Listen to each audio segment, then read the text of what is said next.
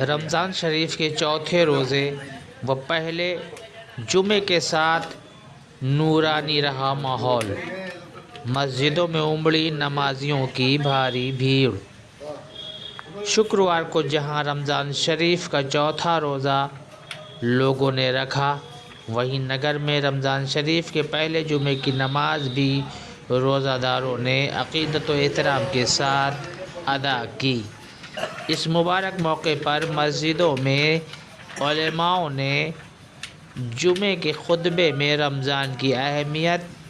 و وشیشتائیں وستار پوروک بیان کی۔ نگر میں شکروار کو روزہ داروں نے رمضان شریف کا چوتھا روزہ رکھا۔ روزہ داروں نے بھوک اور پیاس تیاگ کر شردھا کے ساتھ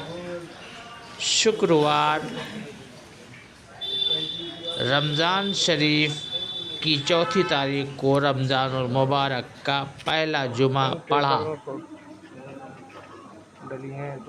پہلے جمعے کی نماز ہزاروں لوگوں نے ایک ساتھ الگ الگ مسجدوں پر ادا کی۔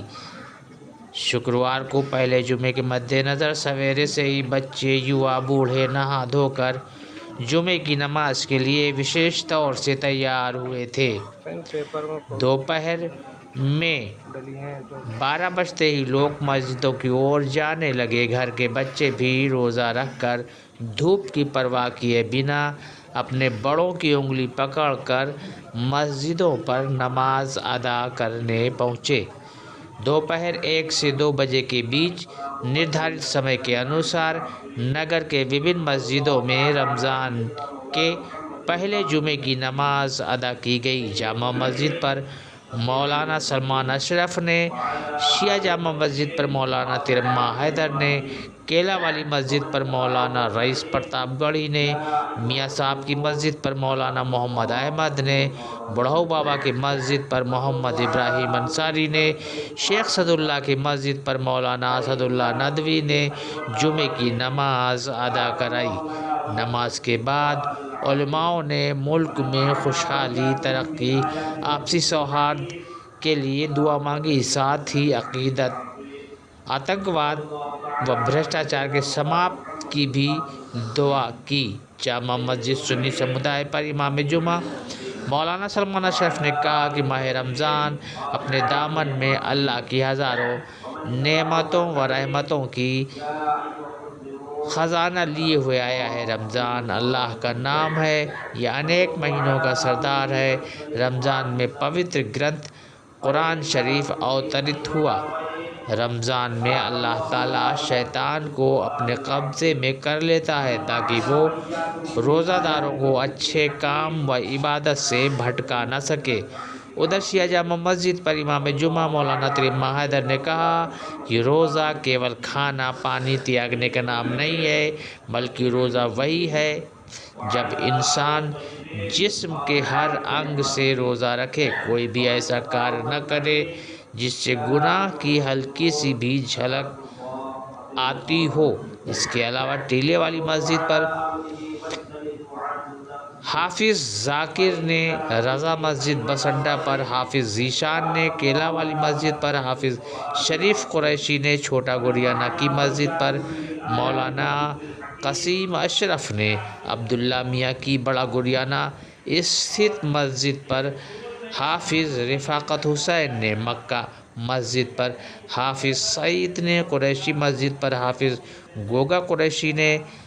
طیبہ مسجد پر لیاقت حسین بہاری نے اور مدینہ مسجد پر قاری غلام حسین نے، محلہ نکھئی کی غریب نواز مسجد پر حافظ توصیف نے رمضان شریف کے پہلے جمعے کی نماز ادا کرائی۔ نماز کے دوران A S P Harinder Kumar کوتوالی پربھاری روی سنگھ اور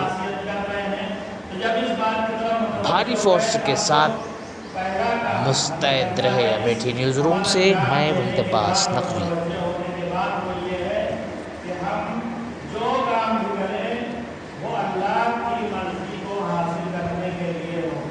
چاہے وہ عبادت کی شکل میں ہو، یعنی جسے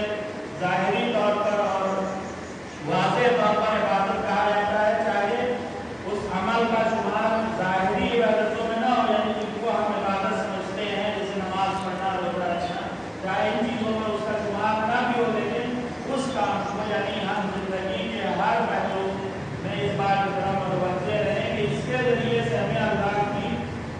को हासिल करना है तो कामों को छोड़ते हुए हम उसे सर्रेंडर करते हुए नजर आएंगे कि जो हमें इस दुनिया की तरफ ले जाती है और अल्लाह से हमें दूर करती है। तो ये दूसरा सीना है। उसके बाद तीसरा सीना कि जब अल्लाह ने हमें इन दो चीज़ों की तौफीक दे दी तो फिर तीसरा सीना और तीसरा काम यह है कि अल्लाह परवरदिगार अब हमें जब तूने ये तौफीक दी है कि हम इस बात की तरफ मुतवज्जे भी हो गए हैं कि हमें कुछ करना चाहिए, कुछ तब्दीली लाना चाहिए, तेरी तरफ हमें मुतवज्जे होना चाहिए, तेरी रज़ा को हासिल करना चाहिए। तो परवरदिगार आप इतना करम और कर दे कि अल्लाहुम्मा रज़ुक़नी बिहिस्सना व तक़बीर, कि हमें समझदारी से काम लेने की तौफीक इनायत करना, हमें अपनी अक्ल को इस्तेमाल करने की तौफीक इनायत करना, व अब इतनी भी है और हिमाकत से हमें दूर कर दे, ऐसे कामों से हमें दूर कर दे कि जो हमारी हिमाकत की बुनियाद पर हमसे सरजद हो जाते हैं। रसूल अकरम से पूछा गया कि आप हमें क्या इस बात की खबर देंगे कि सबसे ज़्यादा होशियार इंसान, अक्लमंद इंसान, समझदार इंसान कौन है और सबसे ज़्यादा अहम और बेवकूफ़ इंसान कौन है? तो रसूल अकरम ने फरमाया कि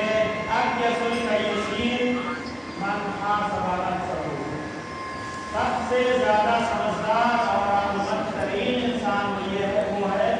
कि जो अपने नफ्स का मुहासिबा करे, अपने नफ्स का मुहासिबा करे, वह अमीरा बिमा बादल और जो भी काम अंजाम दे उस काम का मकसद मौत से पहले न हो बल्कि मौत के बाद चाहिए हो। कोई भी काम अगर इंसान कर रहा है तो उस काम करने का मकसद और उसका बदला अगर चाह रहा है, उसकी जज़ा अगर चाह रहा है और उसका नतीजा और समरा चाह रहा है तो इस दुनिया में न चाहे बल्कि उस कोशिश का सिला, उसका बदला आखिरत में चाहे, मरने के बाद चाहे।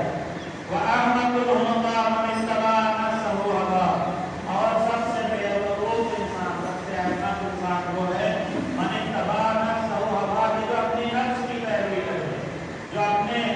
हवा और हवस की पैरवी करे, जो अपनी मर्जी के एतबार से अमल करने की कोशिश करे और उसके जरिए से ये चाहे कि हम अल्लाह की मर्जी को हासिल करें। तो ये दोनों मुतज़ाद चीज़ें हैं। कोई